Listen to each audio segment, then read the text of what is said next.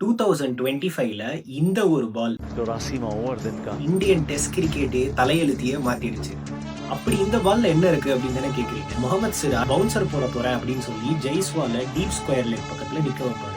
ஆனா ரொம்ப ஸ்மார்ட்டா என்ன பண்ணுவாருன்னா, பேட்ஸ்மேனான ஜாக் கிராலி அதை நோட்டீஸ் பண்ற மாதிரியே டெலிபரேட்டா பண்ணுவாரு. எந்த ஒரு பேட்ஸ்மேனுக்கும் லாஸ்ட் ஓவர்ல, அதுவும் லாஸ்ட் பால் பேட்ல படக்கூடாதுன்னு தான் உள்ள வேண்டிக்கிட்டு இருப்பாங்க.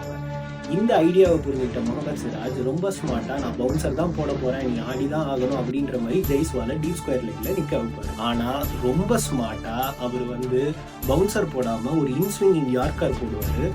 பேட்ஸ்மேனுக்கு காலு இந்த வீடியோல பாத்தீங்கன்னா தெரியும், எந்த பக்கமுமே மூவ் ஆகும்.